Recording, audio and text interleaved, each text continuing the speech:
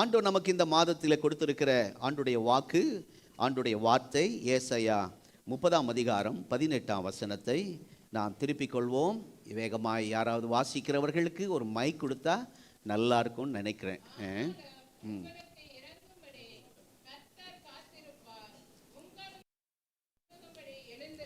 ஆமென். கர்த்தர் நீதி செய்கிற தேவன், நீதி செய்கிற தேவன். அவருக்கு காத்திருக்கின்ற அனைவரும், அவர் காத்திருக்கிற அனைவரும் பாக்கியவான்கள். Blessed people. இந்த வார்த்தைக்காய் நான் கர்த்தரை துதிக்கிறேன். ஆனாலும் உங்களுக்காக கர்த்தர் இறங்கும்படி காத்திருப்பார். ஆனாலும் உங்களுக்கு இறங்கும்படி கர்த்தர் காத்திருப்பார். வேதம் சொல்லுகிறது உங்களுக்கு இறங்கும்படி. இந்த வசனத்தில் 2 காரியம் இருக்கிறது, 2 காத்திருத்தல் வருகிறது, 2 வார்த்தை வருகிறது. ஒன்று, கர்த்தர் நமக்காக காத்திருக்கிறார். இரண்டாவது, கர்த்தருக்காக காத்திருக்கிற நாம். இந்த காத்திருக்கிற 2 காரியங்கள் சொல்லப்பட்டிருக்கிறது. நாம் கர்த்தருக்காக காத்திருப்பது ஓகே, அது இயல்புதான். எப்பொழுதுமே நாம் கர்த்தருக்காய் காத்திருக்கிறோம். ஆனால் ஆண்டவர் எதற்காக காத்திருக்க வேண்டும்? கவனிங்கள். ஆண்டவருடைய வார்த்தை தீர்க்க தரிசனமாய் வரும்போது எழுதி வைத்துக் கொள்ளுங்கள். அவர் நமக்கு செய்ய போகிற அற்புதம் மகா பெரியதாய் இருக்க போகிறது. அதை முழுமையாய் இந்த மாதம் கர்த்தர் கொடுக்க போகிறார். அதனால தான் அவர் காத்திருக்கிறார். ஆமென். மறுபடியும் சொல்றேன், நம்ம கர்த்தருக்கு காத்திருக்கிறோம். வசனத்துக்கு ஆண்டவர் காத்திருன்னு சொல்லியிருக்கார், காத்திருக்கிறோம். ஆனால் ஆண்டவர் ஏன் காத்திருக்கிறார்னா, அவர் நமக்கு செய்ய போகிற, உங்கள் குடும்பத்துக்கு செய்ய போகிற, உங்கள் பிள்ளைகளுக்கு செய்ய போகிற அற்புதம் சின்னதில்லை, பெருசில்லை, மகா பெரியது. மகா பெரிதாக இருக்க போகிறது. இந்த மாதம் நாம் பார்க்க போறோம்.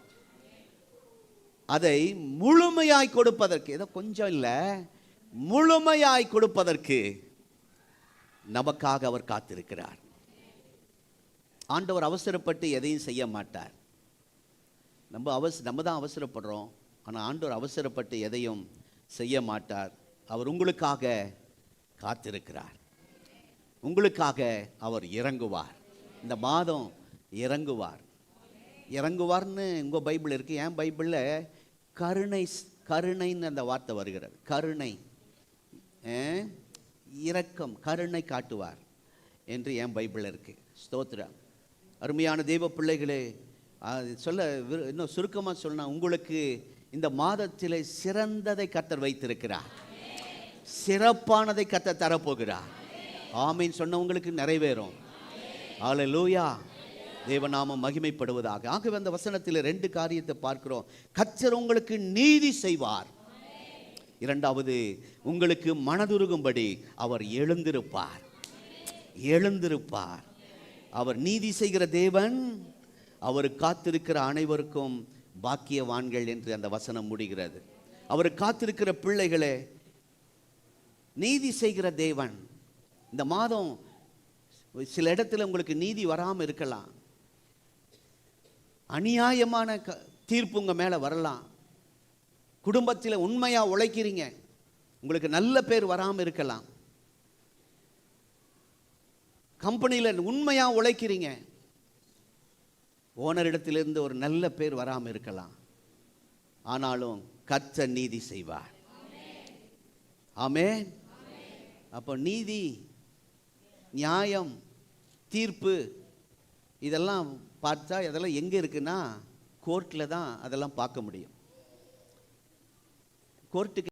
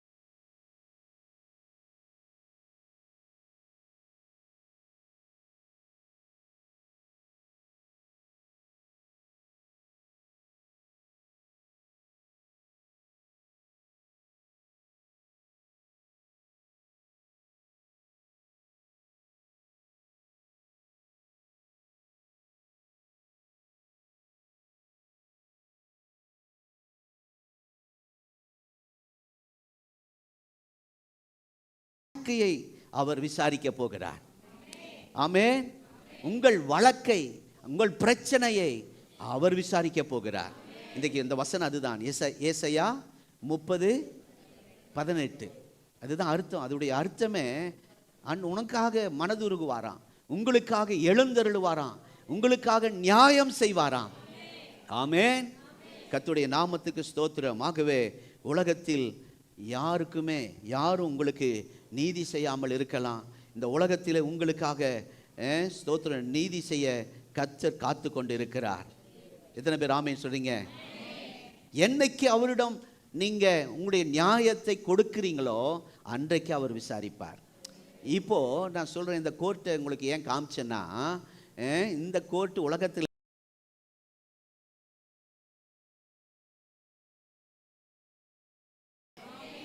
ஆமே. இந்த உலகத்தில் கீழ்கோர்ட் திருப்பூரில் இருக்கு இல்ல, கீழ்கோர்ட், அதுக்கு பேர் கீழ்கோர்ட். அதுக்கு அடுத்தது சென்னையில் இருக்கிறது ஹைகோர்ட். அதுக்கு மேலே ஒன்று இருக்கு டெல்லியில், சுப்ரீம் கோர்ட். நான் சொல்லுகிறது இந்த மூணுக்கு மேலே பரலோக கோர்ட் ஒன்று இருக்கு. ஹல்லேலூயா.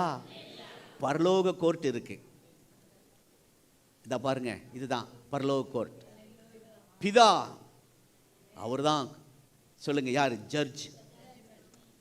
ஒரு பக்கம் நம்ம நிற்கிறோம், இன்னொரு பக்கம் எதிராளி சாத்தான். வெளிப்படுத்தல் 12ஆம் அதிகாரத்தில் குற்றம் சாட்டி கொண்டே இருக்கிறவன் சொல்லியிருக்க அந்த வசனத்தில், ஆண்டவர்ட்ட குற்றம் சாட்டி கொண்டே. மார்ட்டின் லூத்தர் அவர்கள் ஒரு நாள் சபைக்கு ஆராதனைக்கு செய்தி ஆயத்தம் பண்ணி கொண்டிருந்தாராம். ஜெபத்தோடு ஆயத்தம் பண்ணிக்கிட்டு இருந்தார். உடனே சத்துரு நேரடியாக வந்து நிற்கிறானா.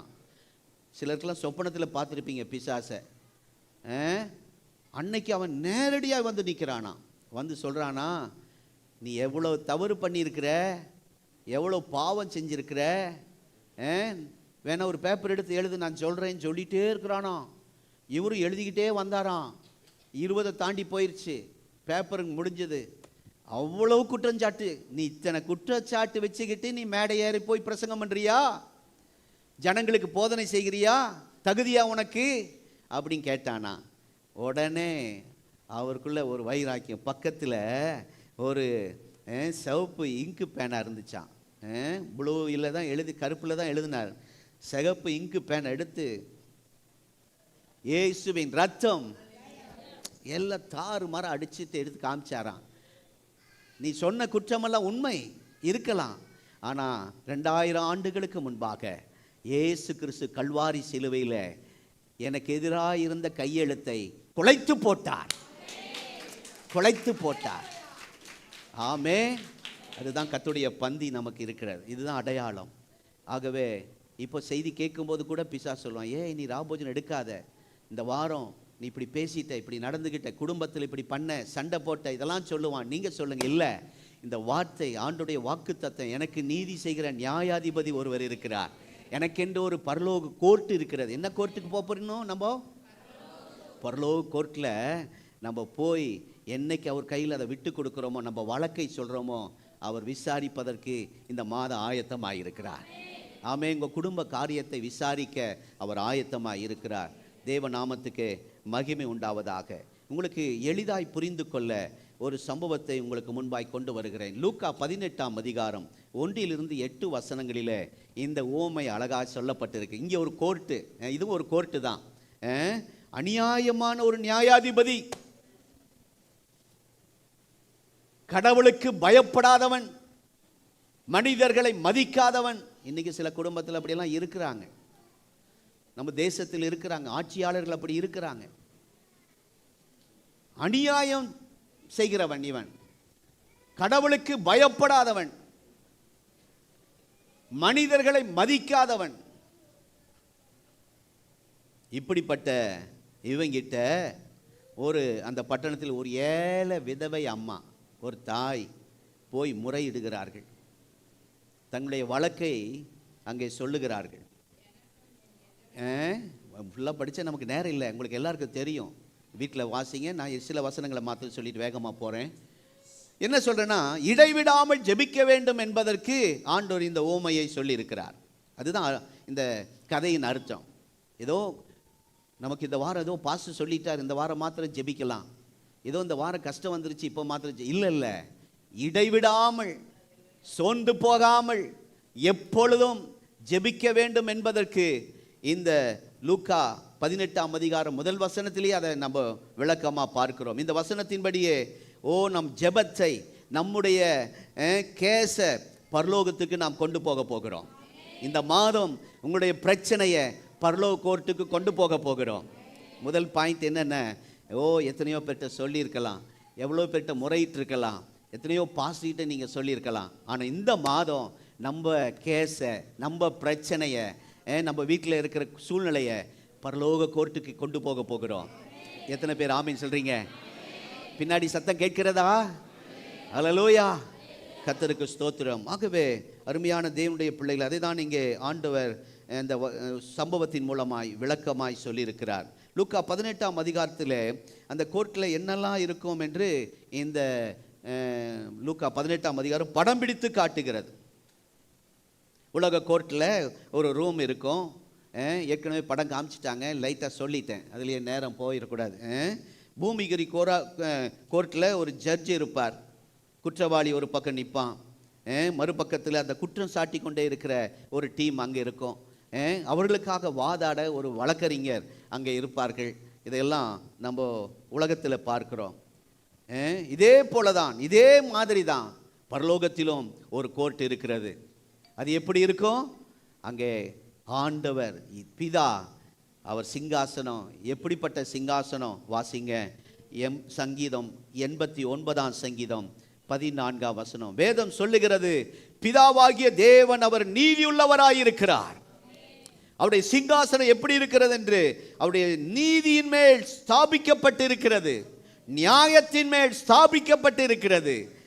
சங்கீதம் 89:14. பக்கத்தில் அந்த அந்த நீங்கள் அந்த இதை அப்படி மைக்கை அப்படி காட்டணும். நீதியும் நியாயமும் உம்முடைய சிங்காசனத்தின் ஆதாரம். எல்லாரும் அறிக்கை பண்ணுவோம், சொல்லுங்க. நீதியும் நியாயமும் உம்முடைய சிங்காசனத்தின் ஆதாரம். போதும். ஆகவே உங்களுக்கு கர்த்தர் இந்த மாதத்தில் நீதி செய்வார். இந்த மாதத்தில் கர்த்தர் உங்கள் குடும்பத்துக்கு நியாயம் செய்வார், நம்முடைய சபைக்கும் செய்வார். ஆமென். இன்னும் உங்களுக்கு விளக்கமாக அறிய சங்கீதம் 97:2 வாசிக்க கேட்கிறேன்.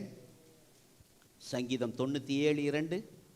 மேகமும் மந்திரமும் அவரை மந்தாரமும் அவரை சூழ்ந்திருக்கிறது. நீதியும் நியாயமும். கொஞ்சம் ரொம்ப கிட்ட வச்சுக்காதீங்கம்மா மைக்கு, தூங்குறவங்கள எழும்பிட்டாங்க. ஸ்தோத்திரம். நீதியும் நியாயமும் அவருடைய சிங்காசனத்தின் ஆதாரம். பைபிள் வசனத்தை நீங்கள் பிடிக்கணும்ப்பா, உதவி செய்யணும், சரியா? Very good sir. அவங்க பைபிளை திருப்பணும். ரைட். 2 வசனத்திலும் அவர் உட்கார்ந்திருக்கிற அந்த சிங்காசனத்துக்கு ஒரு பெயர். என்ன பெயர்? என்ன சிங்காசனம்? நீதியின் சிங்காசனம், நியாயம் உள்ள சிங்காசனம். அல்லேலூயா, கர்த்தருக்கு ஸ்தோத்திரம். பிதாவாகிய தேவன் உட்கார்ந்திருக்கிறார், நம்ம ஒரு பக்கம் நிற்கிறோம் நடுவில். நமக்கு அடுத்தபடியாக நம்முடைய வக்கீலாகிய இயேசு கிறிஸ்து நமக்காக வாதாடி கொண்டிருக்கிறார். ஆமென். பிசாசின் வேலை என்ன தெரியுமா? வெளிப்படுத்தல் 12:10. உங்களை குற்றம் சாட்டி கொண்டே, குற்றம் சுமத்தி கொண்டே இருப்பது அவனுடைய வேலை. சில வீட்டுக்குள்ளே பார்த்தீங்கன்னா எதை செஞ்சாலும் குற்றம். அப்படி உங்கள் வீட்டுக்குள்ளே இருக்கா? ஸ்தோத்திரம். அவன் வேலை அதுதான், பிசாசு வேலை, குற்றம் சாட்டுவது. இதுதான் பிசாசின் வேலை. ஆனாலும் ஆண்டவர் என்ன செய்ய போகிறார் என்றால், கவனிங்க, ஆண்டவர் இந்த சூழ்நிலையில் நம்ம பிசாசு ஒரு குற்றம் சாட்டிக்கிட்டு இருக்கட்டும், அதை பெருசாக எடுத்துக்காதீங்க. கடந்த வாரம் நாங்கள் 2 நாளைக்கு முன்னாடி கலெக்டர்கிட்ட போய் நிற்கும்போது ஒரு காரியத்தை கேட்டோம். அதுதான் சாயந்தரம் நான் சொன்னேன். ஏன்னா லைவில் போயிட்டுருக்கு. தேவ பிள்ளைகளை, ஏசாயா 49:25. ஆனால் ஆண்டவர் என்ன செய்ய அவன் குற்றம் சாட்டட்டும், ஆண்டவர் என்ன செய்ய போகிறார்? 49:25. அல்லேலூயா. வேகமா. என்றாலும்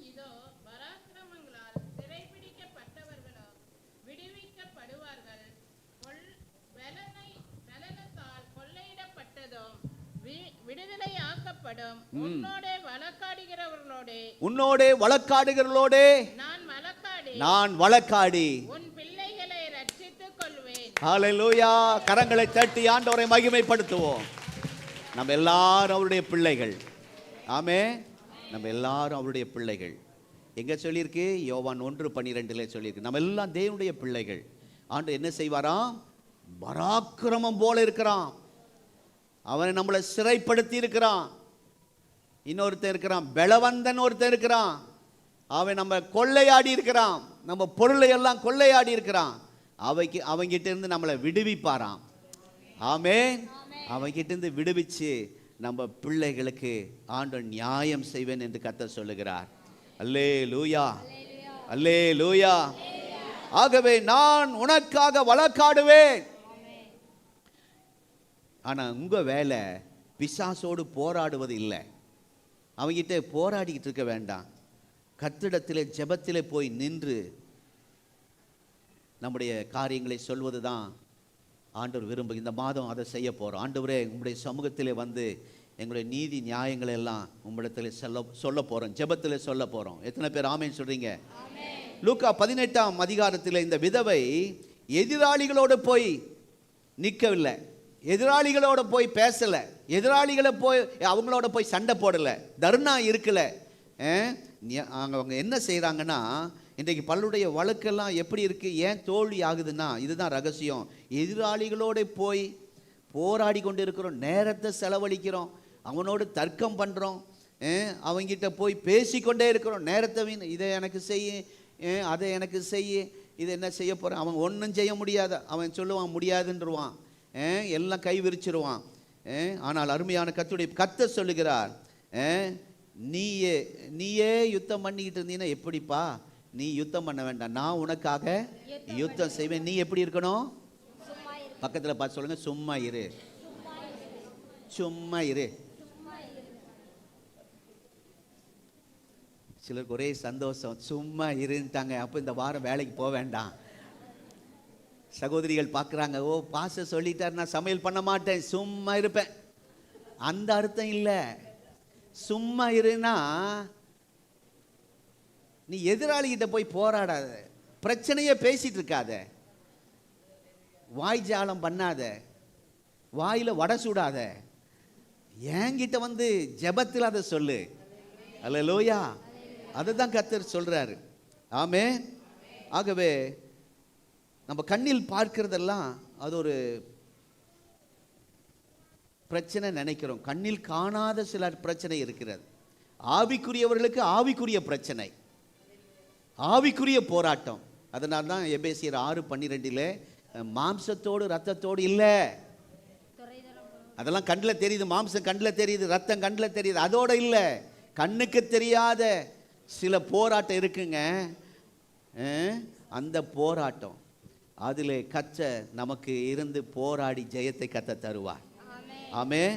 இன்றைக்கு பாட்டெல்லாம் கேட்கும்போது ரொம்ப ஆசீர்வாதமாக இருந்துச்சு, உற்சாகமாக இருந்தது.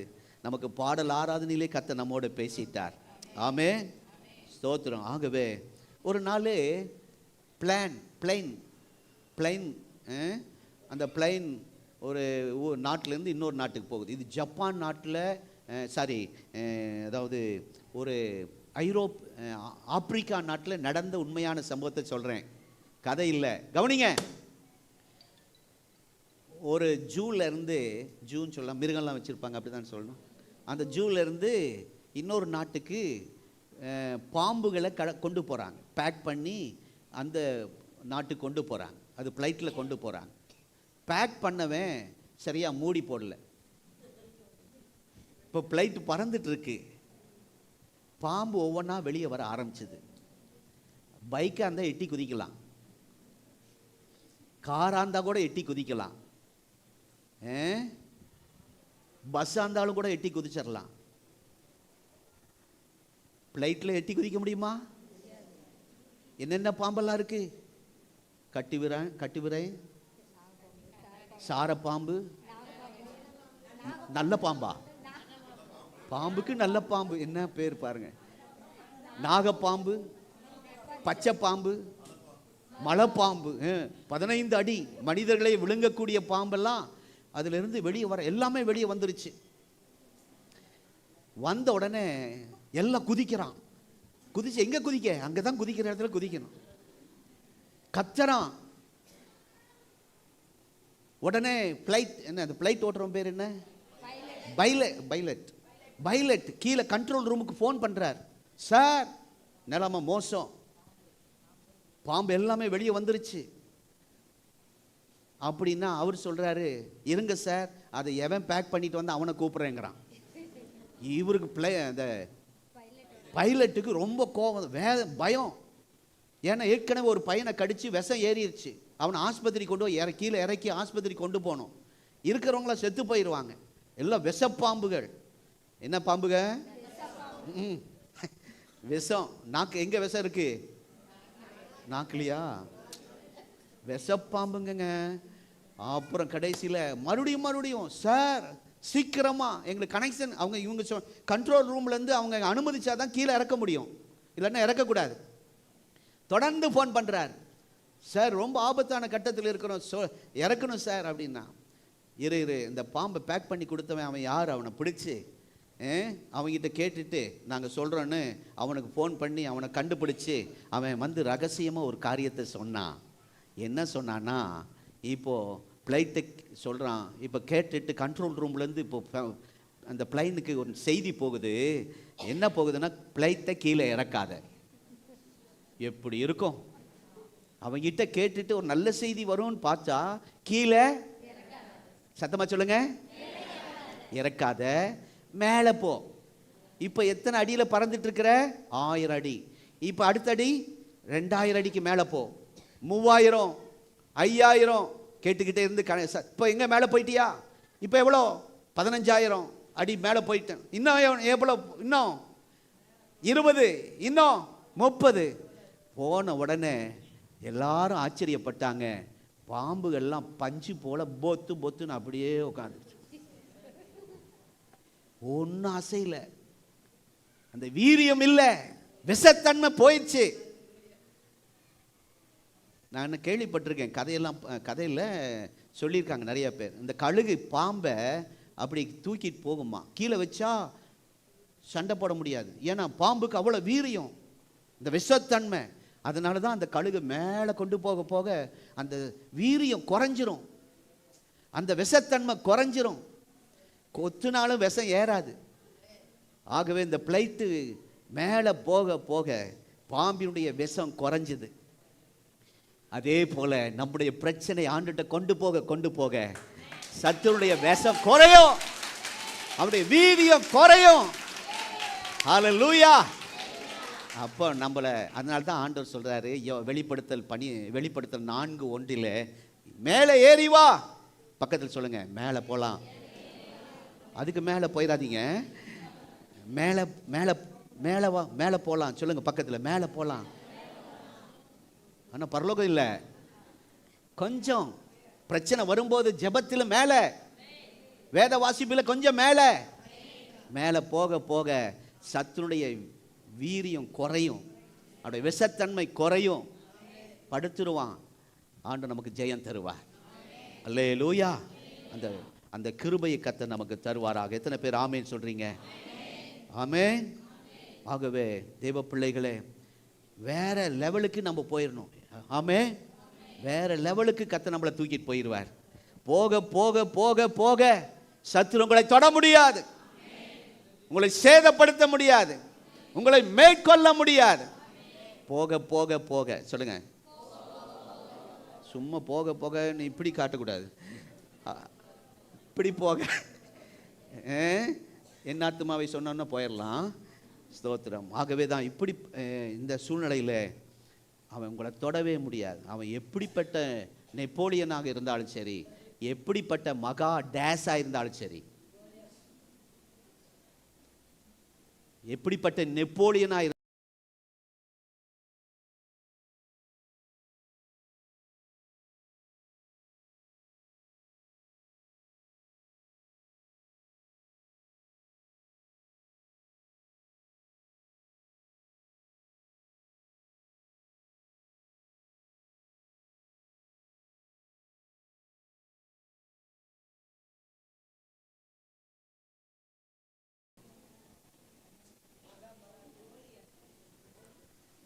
அவருக்கு பேர் மகா கோலியாத்து நான் போட்டிருக்கு பைபிளில். நெப்போலியன் சொன்னால் அதுக்கு அடுத்தது நீங்கள் தெரிஞ்சுக்கணும்.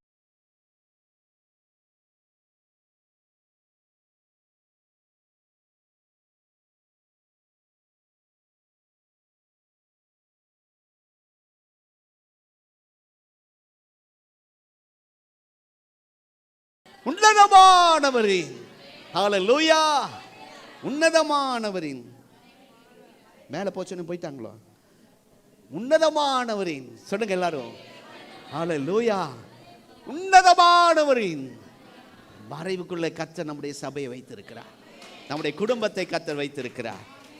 ஹல்லேலூயா. ஆகவே அருமையான கர்த்தருடைய உங்களுடைய பிள்ளைகள், உங்கள் குடும்பம், சில நேரத்தில் குடும்பத்தில் சிலர் குடிக்கிறவங்களாக இருப்பாங்க. அவங்கள போய் குடிக்காதீங்க அப்படின்னு சண்டை போடாதீங்க, பேசாதீங்க. சில பிள்ளைகள் லவ் பண்ணுவாங்க. என்ன பாஸ்டர், நம்ம சபையில் இல்லை, இங்கே இல்லை, சொல்கிறேன், லவ் பண்ணுவாங்க. லவ் பண்ணாதன்னு சொல்லாதீங்க. நீங்கள் இந்த பிரச்சனையை பரலோக கோர்ட்டில் சொல்லிடுங்க, அங்கே சொல்லிடுங்க, அங்கே பேசுங்க, அங்கே ஜெபம் பண்ணுங்க, எல்லாம் சரியாயிரும். ஆமே. நம்ம அது செய்கிறதில்ல. குடிக்கிற கணவன்கிட்ட சண்டை போடுறது, லவ் பண்ணுறாங்க பிள்ளைங்கன்னு சொல்லி அவங்கள்கிட்ட சண்டை போடுறது, பேசுறது, திட்டுறது, இதெல்லாம் ஒன்றும் நடக்காது. நம்ம அங்கே சொல்லிட்டா காத்து எல்லாம் சரி பண்ணிடுவேன். எத்தனை பேர் ஆமேன்னு சொல்கிறீங்க? லூக்கா 18 அநீதி உள்ள நியாயாதிபதி கிட்ட கொண்டு போகும்போது அவனே நீதி செய்கிறான். மனுஷனை மதிக்காதவன், கடவுளுக்கு பயப்படாதவன்ட்டே நீதி போனா அவன் செய்வானானால், நீதியுள்ள நியாயாதிபதி நம்முடைய இயேசு கிறிஸ்துவிடத்திலே நாம் கொண்டு வரும் எந்த காரியத்துக்கு இந்த மாதம் ஹல்லேலூயா நமக்கு நியாயம் செய்யாமல் இருப்பாரோ? நியாயம் செய்யாமல் இருப்பாரோ? கேள்வி கேட்கிற உங்களை தான். செய்வார், நிச்சயம் செய்வார். ஹல்லேலூயா. ஆகவே யாருக்கு இந்த மாதத்தில் கர்த்தர் விடுதலை தரணும்? யாருக்கு இந்த மாதத்தில் அற்புதம் நடக்கணும்? உங்களோடு போராடின சத்துருவை பார்த்து நீங்க இந்த மாதத்தில் குட் பை சொல்ல போறீங்க. உங்கள் பிரச்சனை கொடுத்த சத்துருக்கு குட் பை சொல்ல போறீங்க. சொல்லிருங்களேன், எல்லாம் சொல்லுங்க, பாய் பாய்.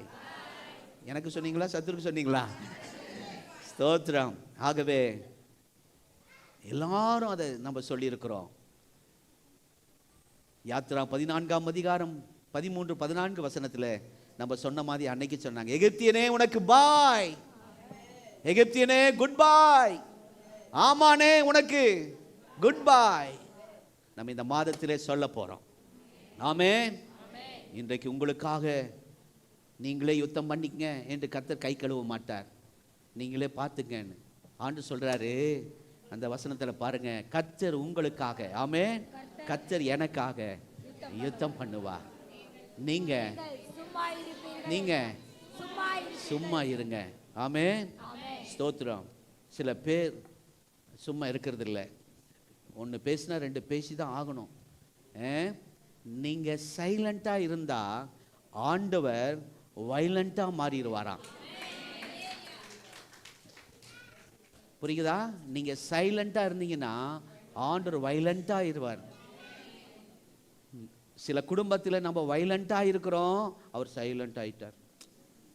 நீ இருந்துக்க, நீயே பேசிக்க, நீயே கத்திக்க, நீயே சண்டை போட்டுக்க, நான் அமைதியா.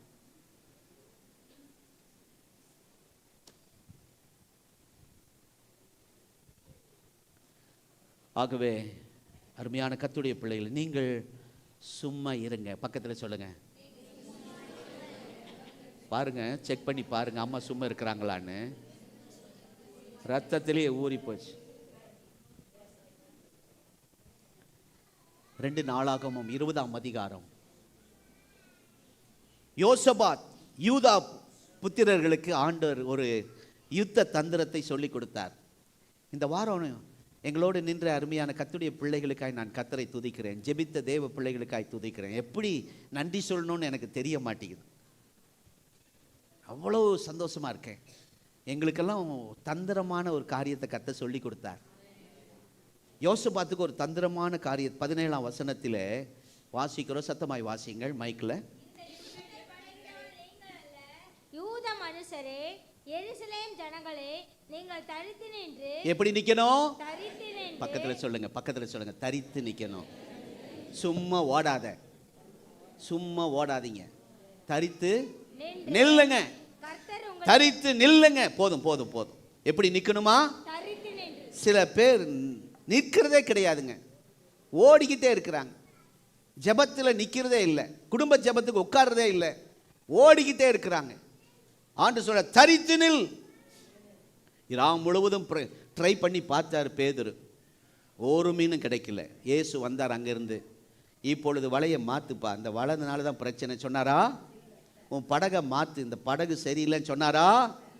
இல்லை நீ கடல், இந்த கடல் சரியில்லை, வேற கடலுக்கு போன்னு சொன்னாரா? இன்றைக்கு நமக்கு ஏன் தோல்வி? நம்ம வீட்டை மாற்றுறோம். இந்த பிரச்சனைன்னு உடனே அந்த வீட்டை மாற்று, இந்த வேலை பிரச்சனைன்னா அடுத்த வேலைக்கு மாறிடுவோம், இந்த சபை பிரச்சனைனா அடுத்த சபைக்கு மாறிடுவோம். ஆனால் ஆண்டவர், நீ வலையை மாற்ற வேண்டாம், படகை மாற்ற வேண்டாம், கடலை அதே கலிலேயா கடலில். ஆனால் ஒன்று சொல்கிறார், கொஞ்சம் அல்லேலூயா ஆழத்தில் கொஞ்சம் இருக்கிறதுல அங்கே பக்கத்திலே உனக்கு அற்புதம் இருக்குது. இந்த மாதம் நம்ம பக்கத்திலே கர்த்தர் அற்புதம் செய்ய போகிறார்.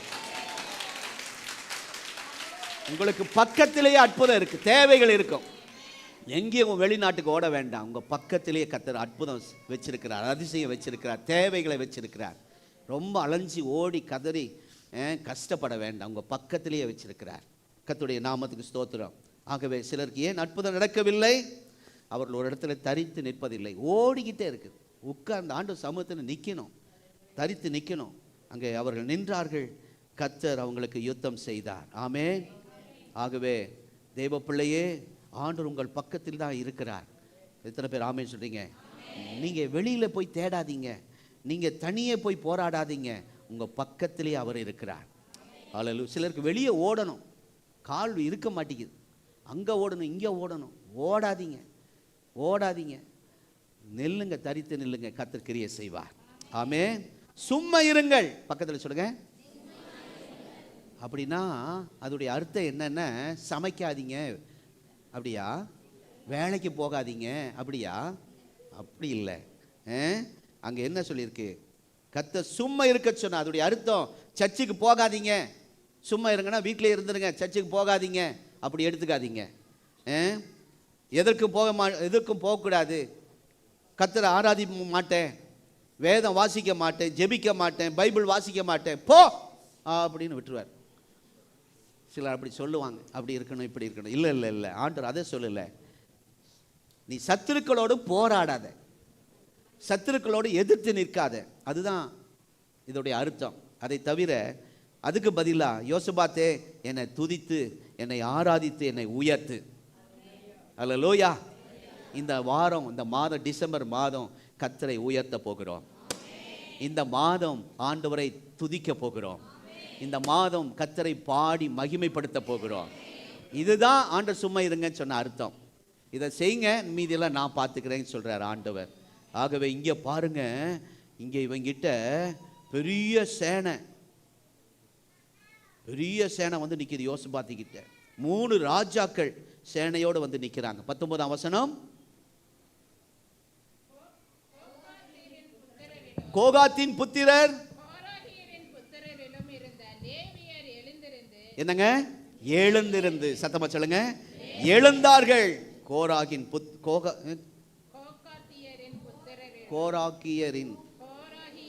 புத்திரர்கள் எழுந்தார்கள். ஸ்தோத்திரம். வீட்டில் போய் வாசிங்க. ஏசாயா 26ஆம் அதிகாரம் 1 3 வசனங்கள். இப்போ வாசிக்க ஆசை தான், நேரம் இல்லை. இந்த வசனத்துக்காக எல்லாரும் கைகளை உயர்த்தி சத்தமாக ஒரு அழிலே சொல்லுவோம். இன்னும் சத்தமாக சொல்லுங்க. இந்த வார்த்தைக்காக நீங்கள் கர்த்தரை வீட்டில் போய் மகிமைப்படுத்துங்கள். முதலாவது, பரலோக கோர்ட்டில் நம்முடைய காரியங்களை சொல்லுவோம். கர்த்தர் உங்களுக்காக நியாயம் செய்வார், இந்த மாதத்தில் நீதி செய்வார். இரண்டாவது, வெறும் வார்த்தை தலைப்பு சொல்லிட்டு நான் ஜெபிக்க போகிறேன். இரண்டாவது, நம்முடைய கேஸை, நம்முடைய பிரச்சனையை கரெக்டாக, ஸ்தோத்திரம், அதாவது கரெக்டாக அதை ப்ரெசன்ட் பண்ண தெரியணும். அதாவது அந்த பிரச்சனையை அழகாக சொல்ல தெரியணும், வக்கீல்கிட்ட போய் தெளிவாக சொல்ல தெரியணும். அது மாத்திரம் இல்லை, அந்த வக்கீல், நியாயம் செய்கிற வக்கீல் அதை நல்லா படிச்சிருக்கணும், அவர் சட்டத்தை படிச்சிருக்கணும். அப்போ தான் அது ஜெயிக்க முடியும்.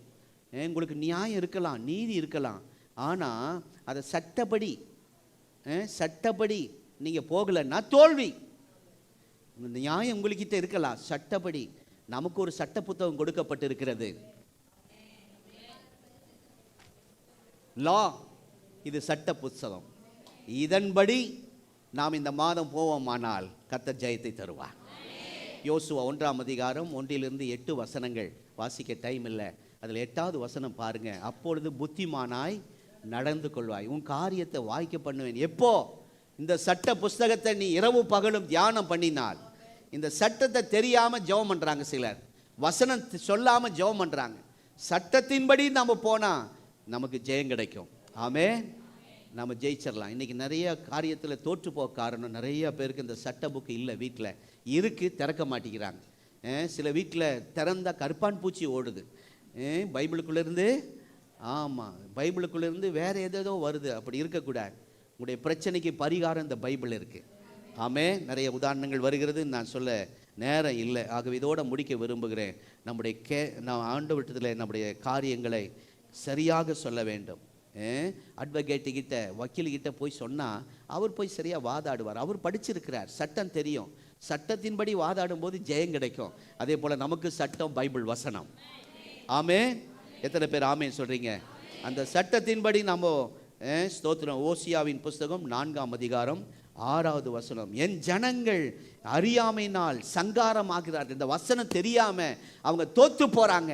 இந்த வசனம் உள்ளத்துல இல்லாம அந்த குடும்பம் சிதறி போகுது. நிம்மதி இல்லை, சம்பளம் இருக்கு, நல்ல சாப்பாடு இருக்கு, வீட்டுக்குள்ள ஒரு சமாதானம் இல்லை, சுகவாழ்வு இல்லை. ஏன்னா என் ஜனங்கள், யோசுவா 4ஆம் அதிகாரம் 6வது வசனத்தில், அதான் அறியாமையினால் சங்காரம், பைபிளை தெரியாததினால், பைபிள் வசனத்தை அறிக்கை பண்ணாததினால், சட்டத்தை பயன்படுத்தாததினால் சங்காரம் ஆகிறார்கள் என்று சொல்லப்பட்டிருக்கிறது. ஆகவே யோசுவா அப்படி அல்ல. அவன் சட்டத்தை வசனத்தை அறிந்திருந்தபடினால் அவன் வழிகளை கர்த்தர் வாய்க்க பண்ணினார். அவனுடைய கேஸ் எல்லாம் ஜெயிக்க பண்ணினார். ஆமென். அந்த வசனத்தில் எனக்கு ரொம்ப பிடிச்ச காரியம் செழிப்பும் ஜெயமும் என்று முடிகிறது. அந்த வசனத்தில் கீழே படித்து முடிக்கும்போது ஸ்தோத்திரம், யோசுவா 1ஆம் அதிகாரம் 8வது வசனத்தில் அதை முடிக்கும்போது செழிப்பு, இங்கிலீஷில் ப்ராப்பரஸ், இன்னொன்று ஜெயம், அதுக்கு இங்கிலீஷில் சக்சஸ். இந்த ரெண்டையும் கர்த்தர் இந்த மாதத்தில் கர்த்தர் நமக்கு செய்வார். ஆமென். இந்த சட்டத்தை நல்லா அறிஞ்சிருந்தா. ஆமென். பைபிள் பரலோகத்துக்கு போனால் நிறைய புக்கு வச்சிருக்கிறார் ஆண்டவர், பெரிய பெரிய புக்கெல்லாம் வச்சிருக்கிறார். பிசாசு வந்தான் ஏசிக்கிட்ட, உடனே ஆண்டவர் பரலோக புக்கில் இருக்குது பா, பிசாசு பார்த்து சொல்கிறார், இதில் எழுதி இருக்கிறதே. வேற எல்லாம் அவங்ககிட்ட அதிகமாக பேசலை, அங்கே எழுதி இருக்கிற அந்த சட்டத்தை அறிஞ்சதுனால அந்த பிசாசை ஜெயித்தார். எத்தனை பேர் ஆமென் சொல்கிறீங்க? அல்லேலூயா. ஆகவே தேவ பிள்ளை இந்த நாட்களில் சட்டத்தை அறிந்து கொள்ளும் போராட்டமாக பிசாசு. என்னாகமம் 23:23 இஸ்ரவேலுக்கு விரோதமாக மந்திரம் இல்லை, யாக்கோபுக்கு விரோதமாக குறி சொல்லதில்லை. ஏசாயா 54:17 உனக்கு விரோதமாக எழும்பும் ஆயுதம். யாத்ரா 14:14 இதெல்லாம் சட்டத்தை அறிஞ்சிருந்தா தான் ஜெயம் கிடைக்கும். நீங்க சும்மா இருப்பீர்கள், நான் உங்களுக்காக யுத்தம் செய்வேன். ஆமென். போன வாரம் ஒரு குழப்பத்தில் இருந்து அப்போ ஆண்டு சொன்னார், சத்துரு உட்புகுதலும் குடியேறுதலும் இல்லை, சத்துரு இஷ்டத்துக்கு உன்னை ஒப்பு கொடுக்க மாட்டேன். இப்படி 2 வார்த்தை கொடுத்தா தெளிவாய் எழும்பிட்டேன். இந்த சட்டம் அந்த தெரிஞ்சதுனால, அந்த 2 வசனம் தெரிஞ்சதுனால அன்னைக்கு முழுவதும் ஓடுனேன். இல்லைன்னா என்னை யாருமே ஆறுதல் படுத்திருக்க முடியாது. யாருமே பாசி எழும்புங்கன்னு சொல்ல வேண்டிய நிலைமைக்கு தள்ளப்பட்டிருப்பேன். வார்த்தை சட்டங்களை அறிந்திருந்தால் ஜெயம் நிச்சயம். எல்லாரும் எழும்பி நிற்போம், எல்லாரும் எழும்பி நிற்போம். ஹல்லேலூயா. ஓ glory to God.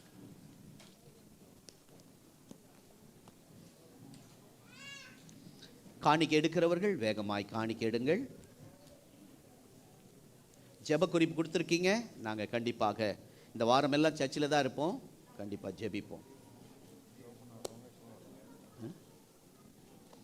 Phone number எல்லாம் பக்கத்தில் வாங்கிக்கங்க.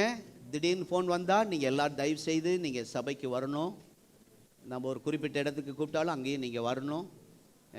ஒரு லீவ் போட்டாலும் சரி, நம்ம குடும்ப காரியத்துக்காக நில்லுங்க, கர்த்தர் உங்களுக்கு உதவி செய்வார். தூரமாக இருந்தாலும் கிராமமாக இருந்தாலும் மறக்காமல் ஸ்தோத்திரம். ஒருவருக்கொருவர் நீங்கள் பகிர்ந்து கொள்ளுங்கள். பாஸ்டம்மா வந்து சீக்கிரமா, பாஸ்டம்மா அதை வச்சுட்டு வாங்க.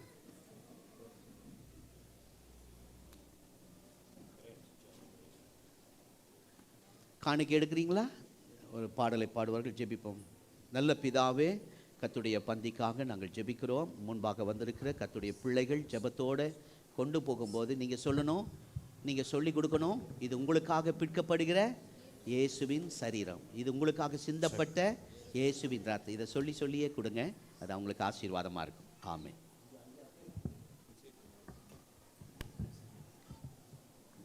கடைசியிலேருந்து வாங்க. ஒருவர் ஞானஸ்நானம் எடுக்காதவர்கள் பெற வேண்டாம். நீங்க எந்த சபையிலிருந்து வந்தாலும் பெறலாம். மூழ்கி ஞானஸ்நானம் பெற்றவர்கள் கர்த்தருடைய பந்தியில் பங்கு கொள்ளவும்.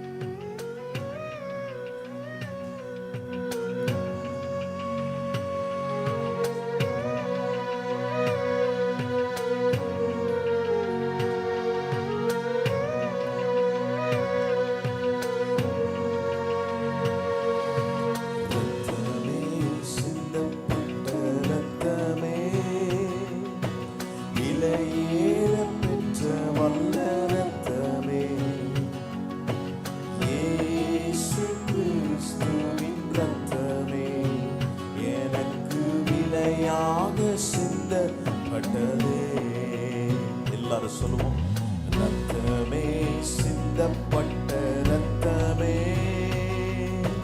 விலையேற பெற்ற வல்ல ரத்தமே. எல்லாரும் கிடைக்கும் வரை ஜெபத்தோடு காத்திருங்கள். இயேசு கிறிஸ்துவின் ரத்தமே எனக்கு விலையாக சிந்தப்பட்டதே. ரத்தமே சிந்தப்பட்ட ரத்தமே, விலையேற பெற்ற ரத்தமே, சிந்தப்பட்ட ரத்தமே, விலையாக சிந்த ரத்தமே, ரத்தமே, எங்களுக்காக சிந்தப்பட்ட உம்முடைய ரத்தம், விலையேற பெற்ற உம்முடைய ரத்தம். ரத்தமே சிந்தப்பட்ட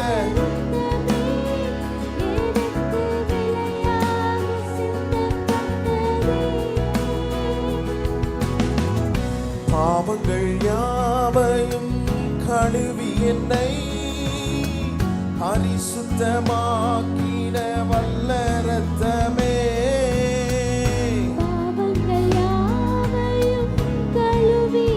பரிசுத்தமாக்கின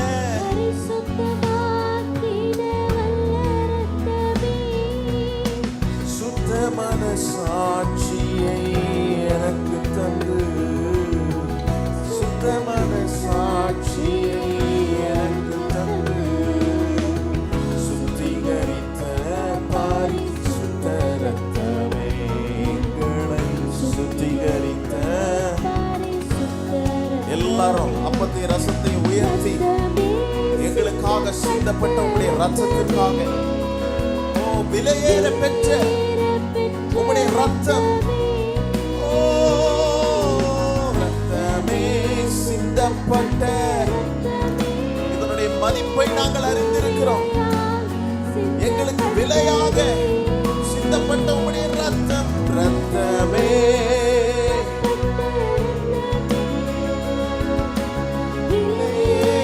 பெற்ற ரத்தமே,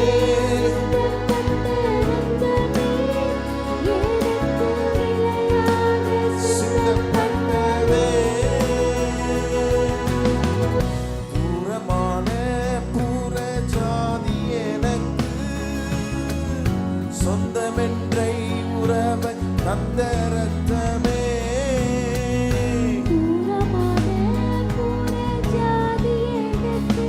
சொந்தமாக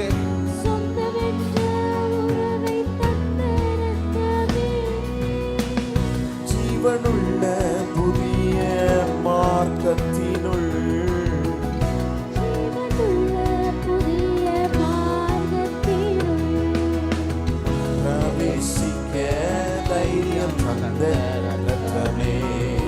பிரவேசிக்க எங்களுக்கு தைரியம் தருகிறவரே, எல்லாரும் அப்பத்தையும் ரசத்தையும் உயர்த்தி சொல்லுவோம்.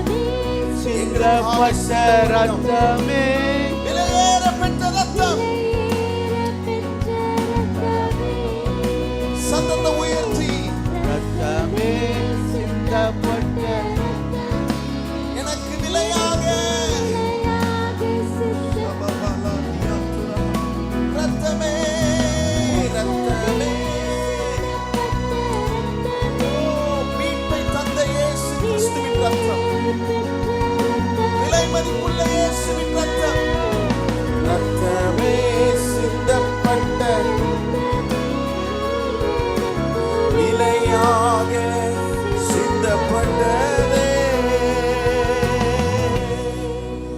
மெய்யாகவே அவர் நம்முடைய பாடுகளை ஏற்றுக்கொண்டு நம்முடைய துக்கங்களை சுமந்தார். நாமோ அவர் தேவனால் அடிக்கப்பட்டு வாதிக்கப்பட்டு சிறுமைப்படுத்தப்பட்டார் என்று எண்ணினோம். நம்முடைய மீறுதல்களின் நிமித்தம் அவர் காயப்பட்டு நம்முடைய அக்கிரமங்களின் நிமித்தம் அவர் நொறுக்கப்பட்டார். நமக்கு சமாதானத்தை உண்டு பண்ணும் ஆக்கினை அவர் மேல் வந்தது. அவருடைய தழும்புகளால் நாம் குணமாகிறோம். நம்ம எல்லாரும் ஆடுகளைப் போல வழி தப்பி திரிந்து அவன் தன் தன் வழியிலே போனோம். கர்த்தரோ நம்ம எல்லாருடைய அக்கிரமத்தையும் அவர் மேல் விழப்பண்ணினார். அவர் நெருக்கப்பட்டும் ஒடுக்கப்பட்டும் இருந்தார், ஆனாலும் தம்முடைய வாயை அவர் திறக்கவில்லை. அடிக்கப்படும்படி கொண்டு போகப்படுகிற ஒரு ஆட்டுக்குட்டியைப் போல, தன்னை மயிர் கத்திரிக்கிறவனுக்கு முன்பாக சத்தமிடாதிருக்கிற ஆட்டை போலவும் அவர் தம்முடைய வாயை திறவாதிருந்தார். இந்த ஆண்டவரை கல்வாரி சிலுவையில் தொங்கும்போது அவருடைய பாடுகளை சற்று நினைக்கிற நேரம், என்னை நினைவு கூறும்படி செய்யுங்கள் என்று ஆண்டவர் சொன்னார். இதுக்கு நாம் அபாத்திரர்களாக இருந்தாலும் கர்த்தர் இன்றைக்கு நம்மை தகுதிப்படுத்தி இருக்கிறார். அவன் எழுதின அந்த எல்லாம் ஆண்டவர் குலைத்து போட்டார். கல்வாரி சிலுவையில் அவருடைய இரத்தத்தினால் அதை குலைத்து போட்டார். அவன் எவ்வளோ நம்ம மேல குற்றத்தை எழுதி வச்சிருந்தான், நம்ம மேல அநியாய தீர்ப்பை எழுதி வச்சிருந்தான். அதையெல்லாம் ஆண்டவர் கொலோசியர் 2 நாம் வாசிக்கிறோம், அதை குலைத்து போட்டார். சிலுவையிலே ஆணி அடித்து அவர் குலைத்து போட்டார்னு சொல்லியிருக்கு. ஹல்லேலூயா. அதை நினைத்து நாம் கொஞ்ச நேரம் கர்த்தரை துதிப்போம். ஹல்லேலூயா. ஏதோ வந்த ஒரு ஆபோஜனம் எடுத்துகிட்டு போயிடும், அப்படி இருக்கக்கூடாது. இதுக்குன்னு ஒரு அரை மணி நேரமாவது நமக்கு நேரம் தேவை. ஆகவே நாம் அவ்வளோ நேரம் இருக்க முடியாட்டாலும் கொஞ்ச நேரம் நல்ல மனதார, சிலருடைய கண்களிலே கண்ணீர் வருகிறதை கர்த்தர் பார்க்கிறார். ஏன்னா அந்த கல்வாரி காட்சி நினைக்கும் போது உருகாத நெஞ்சம் இல்லை, உடையாத நெஞ்சம் இல்லை. நொறுங்குண்ட இருதயத்தோடு வாங்க. நறுங்குண்ட இருதயத்தோட தேவ சமூகத்துக்கு வாங்க. இதே போல இருந்ததை போலவே நான் ராபோஜனம் எடுக்க மாட்டேன்ப்பா. ஆண்டவரே, பரிசுத்த சரீரம், நான் எல்லா பழைய பாவங்கள், பழைய குணங்கள், பழைய சுபாவங்கள், பின்னான காரியங்கள் எல்லாம் மறந்து வெறுத்து நான் உம்முடைய சமூகத்தில் என்னை ஒப்பு கொடுக்கிறேன். என்னை பரிசுத்தப்படுத்தும். எல்லாரும் ஸ்தோத்திரத்தோடு அவருடைய சரீரமாகிய அப்பத்தை புசிப்போம். எல்லாரும் சேர்ந்து அவருடைய விலையேற பெற்ற ரத்தமாகிய திராட்சை ரசத்தை நாம் பானம் பண்ணுவோம். நீங்கள் இருக்கிற இடத்தை விட்டு எழும்பாமல் நீங்கள் அப்படி இருங்க. போகும்போது நீங்கள் உட்கார்ந்த பக்கத்திலேயே டஸ்ட்பின் நிறைய வச்சிருக்கிறாங்க, பக்கெட்லாம், அதில் போகும்போது போட்டு செல்லுங்கள். இப்போ நம்ம எல்லாரும் ஜெபிக்க போகிறோம். பாசம் அந்த கடைசி ஆசீர்வாத ஜெபத்தை, அபிஷேக ஜெபத்தை நடத்துவார்கள். சேர்ந்து அவர்களோடு இணைந்து நாம் ஜெபம் செய்வோம். ஹல்லேலூயா. Glory to God. நன்றி ஆண்டவரே. ஹல்லேலூயா. ஜீசஸ். ஹல்லேலூயா. ஸ்தோத்திரம் ஆண்டவரே, உமக்கு நன்றி அப்பா. நம்ம எல்லாரும் ஏழ்மை நின்று ஆண்டவரை மகிமைப்படுத்தி கர்த்தர் இந்த 12வது மாதத்திலே நம்மை கொண்டு வந்து இது முதல் நாளிலே அவருடைய பந்தியில் கலந்து கொள்ள, அவருடைய வார்த்தையை கேட்க, அவரை ஆராதிக்க நமக்கு ஒரு வாழ்க்கை கொடுத்திருக்கிறார். அதற்காக நம்ம எல்லாரும் ஸ்தோத்திரம் பண்ணுவோமா? ஸ்தோத்திரம் ஆண்டவரே. நல்ல ஸ்தோத்திரம் பண்ணுங்க. நல்ல கையை உயர்த்தி ஆண்டவர் அவர் நியாயாதிபதியாய் நமக்காக வழக்காடுகிறவர், ஆமென், நமக்காக யுத்தம் பண்ணுகிறவர், நியாயம் செய்கிறவர், நமக்கு நீதி செய்கிறவர். அவருடைய ஆண்டவரே சிங்காசனம் நீதியுள்ள சிங்காசனம் எழுந்தருளும். ஹல்லேலூயா. உம்மை துதிக்கிறோம் ஆண்டவரே, உம்மை துதிக்கிறோம் அப்பா. இறங்கும் அப்பா, எங்க உம்மை சபைக்காய் துதிக்கிறோம் இறங்கும். ஆண்டவரே. 11 மாதங்களும் எங்களை நடத்திட்டு வந்தீங்களேப்பா, உமக்கு நன்றி ஆண்டவரே. நன்றி அப்பா, ஸ்தோத்திரம். உமக்கு கோடான கோடி ஸ்தோத்திரம் ஆண்டவரே. இந்த வருஷத்தை ஆரம்பித்தவர் நீதான். இந்த வருஷத்தின் இறுதிக்குள்ளே எங்களை கொண்டு வந்திருக்கிறீர். இந்த புதிய மாதத்தில் அடி எடுத்து வைக்க கர்த்தர் எங்களுக்கு பாராட்டின, சபைக்கு பாராட்டின கிருபைக்காக நாங்கள் நன்றி செலுத்துகிறோம். இந்த மாதத்தில் கொடுத்த உம்முடைய வார்த்தைக்காக நன்றி ஆண்டவரே. உமக்கு நன்றி அப்பா. உமக்காக நாங்கள் காத்திருக்கிறோம். நீரும் எங்களுக்காக காத்திருக்கிறீர் என்று நாங்கள் வார்த்தை கேட்டோம் ஆண்டவரே. நீதி செய்யும்படியாய், நியாயம் செய்யும்படியாய் எங்கள் தேவன் காத்திருப்பதற்காக நன்றி அப்பா. எங்களுடைய ஆண்டவரே எல்லா காரியங்களையும் நம்முடைய சமூகத்தில் ஒப்பு கொடுக்கிறோம். எங்கள் குடும்பத்தை ஒப்பு கொடுக்கிறோம், சபையை ஒப்பு கொடுக்கிறோம் ஆண்டவரே. எங்கள் பிள்ளைகளை ஒப்பு கொடுக்கிறோம் ஆண்டவரே. எங்களுடைய வேலை ஸ்தலங்களை ஒப்பு கொடுக்கிறோம். எங்களுக்கு உண்டான எல்லாவற்றையும் ஆண்டவரே நம்முடைய கரத்தில் ஒப்பு கொடுக்கிறோம்ப்பா. இந்த மாதத்தில் கர்த்தர் எங்களை சிறப்பாய் நடத்த போகிறதற்காக நன்றி ஆண்டவரே. மக்கு நன்றி அப்பா. எங்களுக்கு விரோதமாய் இருக்கிற எல்லா காரியங்களையும் கர்த்தர் குலைத்து போடுவீராக. எங்களுக்கு வெற்றியை கொடுக்க போறதுக்காய் ஸ்தோத்திரம். கர்த்தர் இந்த வாரம் முழுதும் கூட இருந்து நடத்துங்கப்பா. ஒவ்வொரு நாளும் உம்முடைய பிரசன்னம், உம்முடைய பாதுகாப்பு, உம்முடைய ஆண்டவரே உம்முடைய கரம் எங்களோடு இருந்து நடத்தட்டும் ஆண்டவரே. நடத்திட்டோம்ப்பா, உமக்கு ஸ்தோத்திரம். கர்த்தர் எங்கள் முகத்தை பிரகாசிக்க பண்ண போறதுக்காய் நன்றி. வெக்கப்பட்ட தேசத்திலே உன்னை கீர்த்தியும் புகழ்ச்சியுமாய் வைப்பேன் என்று சொன்ன கர்த்தர் இந்த பட்டணத்திலே ஆண்டவரே எங்களை கீர்த்தியாய் வைக்க போறீங்க, புகழ்ச்சியாய் வைக்க போறீங்க, எங்கள் தலையை உயர்த்த போறீங்க. ஓ ஸ்தோத்திரம் ஆண்டவரே, ஸ்தோத்திரம் ஆண்டவரே, ஸ்தோத்திரம் ஆண்டவரே. தொடர்ந்து எங்களை நடத்துவீராக. சுகமா கொண்டு வந்தீங்க, சுகமா கொண்டு போங்கப்பா. அவர்கள் கொடுத்த காணிகை தசம பாகங்களை தேவன் கண்ணோக்கி பார்த்து அதை ஆசீர்வதித்து அதை அவர்களுக்கு பெருக பண்ணுவீராக. ஆண்டவரே உமக்கு நன்றி. உமக்காக விதைத்திருக்கிறார்கள், கர்த்தர் 100 மடங்கு பலனடைய உதவி செய்வீராக. கூட இருப்பீராக, பெரிய காரியங்களை செய்வீராக. அவருடைய வழக்குகள் வாதுகள் எல்லாம் கர்த்தர் தீர்த்து வைப்பீராக. இந்த உலகத்தின் நியாயாதிபதி ஒரு சமயம் ஆண்டவரே நீதிக்கு பதிலாக தீமை செய்யலாம், ஆனால் கர்த்தரோ நியாயாதிபதியாய் தம்முடைய பிள்ளைகளுக்காக வழக்காடுகிறவளோடு வழக்காடி ஆண்டவரே எங்களுக்காக நீர் யுத்தம் பண்ணி செய்கிறவர் அப்பா. உமது கரத்திலே எங்கள் ஆவி ஆத்துமா சரீரத்தை ஒப்பு கொடுக்கிறோம். தொடர்ந்து எங்களை நடத்தும். இந்த ஆன்லைன் மூலமாய் பார்த்து கொண்டிருக்கிற ஒவ்வொரு தேவ பிள்ளைகளையும் கர்த்தர் ஆசீர்வதிப்பீராக. எங்களை முற்றிலும் அர்ப்பணிக்கிறோம். துதி கன மகிமை எல்லாம் உமக்கே செலுத்துகிறோம். மீட்பர் இயேசுவின்